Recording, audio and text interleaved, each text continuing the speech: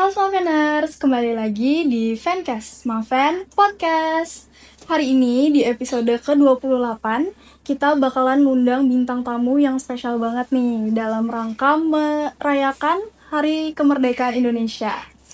Nah, jadi hari ini bintang tamu kita adalah kakak-kakak Paskibra tingkat kota dan juga tingkat provinsi perwakilan SMA Negeri 7 Banjarmasin.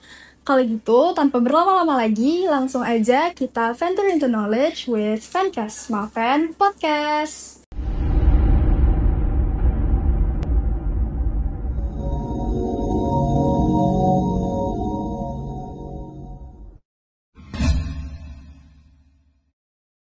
Halo Smaveners, kembali lagi di Fancast, Smaven Podcast.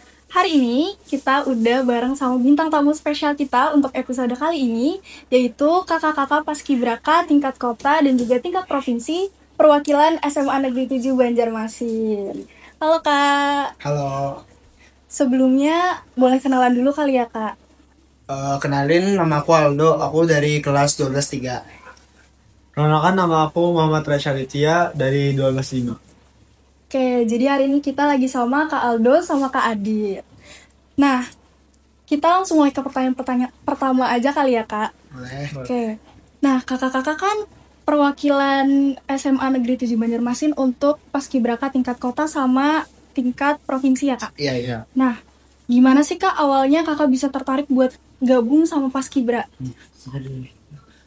Kalau dari aku sih awalnya tuh dari 17 Agustus tahun 2023 aku ngeliat senior-senior aku tuh kok pada bundul sih.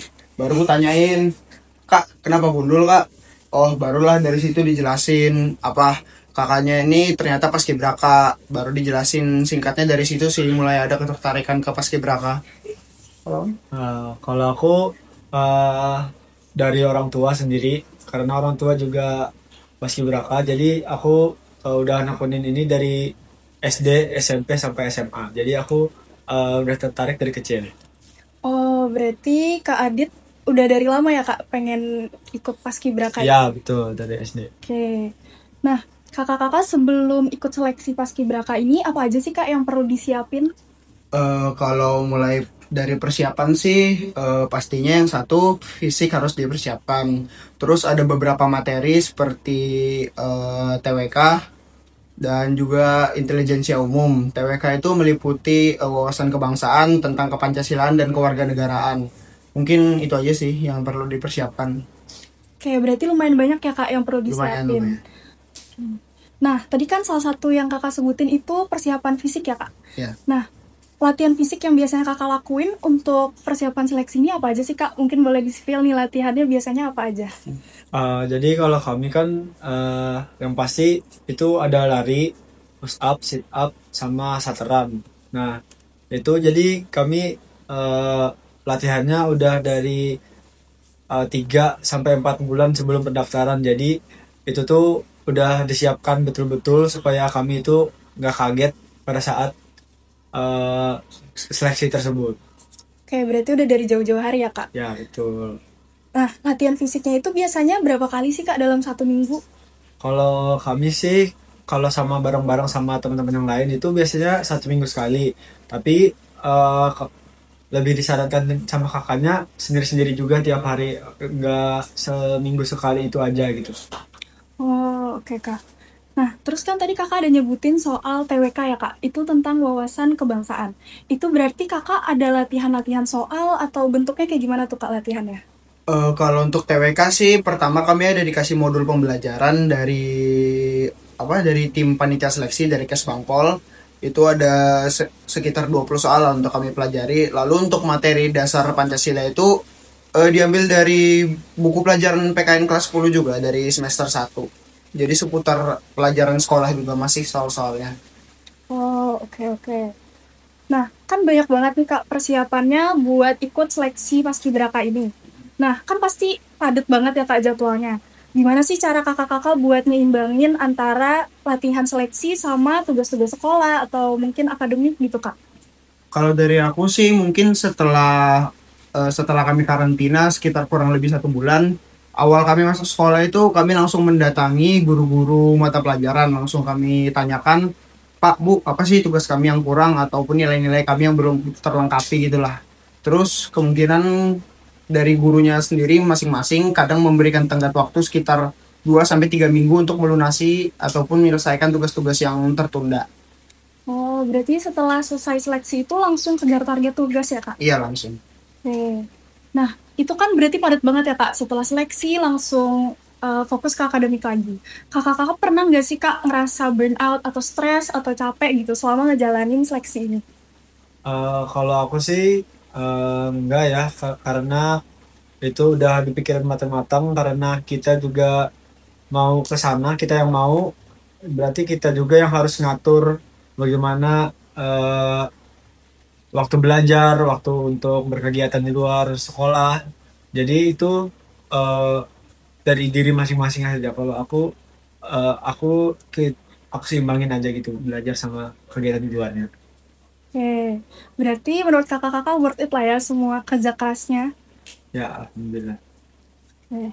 Gimana sih, Kak, perasaan kakak waktu tahu di awal kalau kakak itu lolos seleksi buat paskibraka ini?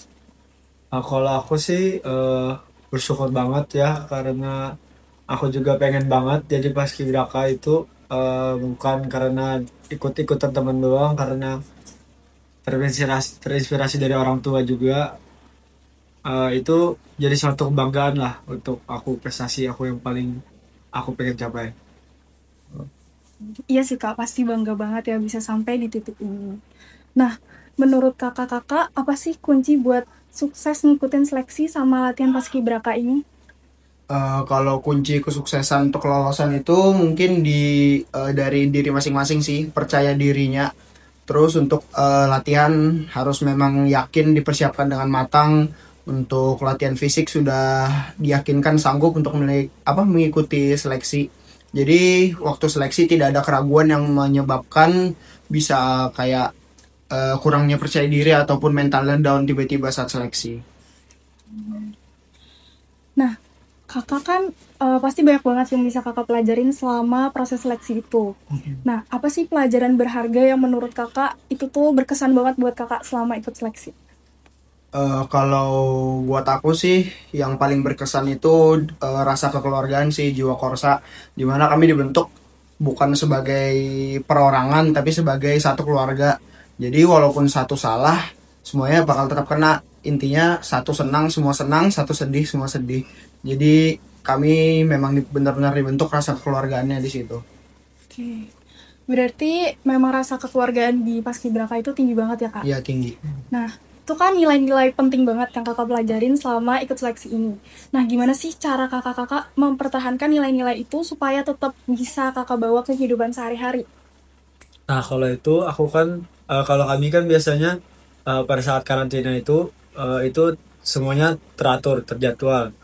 Tidak ada yang kegiatan yang tidak diperlukan. Nah, kalau aku sih misalnya yang bisa diterapkan sehari-hari itu misalnya bangun pagi, mungkin setelah itu mengerjakan apa tepat waktu, cekatan, tidak berleha-leha lah, menggunakan setiap waktu yang ada dengan baik. Oke, berarti di paskibra itu belajar disiplin juga ya, Ya, Kak? Disiplin betul. waktu. Oke. Nah, kita udah di pertanyaan terakhir nih, Kak. Dari Kak Adit sama Kak Aldo, ada nggak nih, Kak, pesan buat teman-teman Smafeners yang mungkin mau daftar paskibraka seleksi tahun ini atau mungkin tahun depan?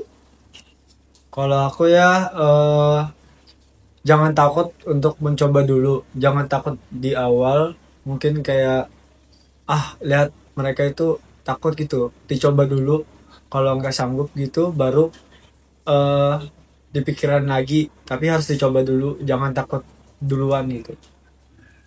Kalau dari aku sih benar kata Adi, dicoba persiapan juga semuanya dengan matang untuk persiapan latihan soal, latihan fisik, dan jangan lupa diimbangi dengan berdoa. Itu aja sih. Oke.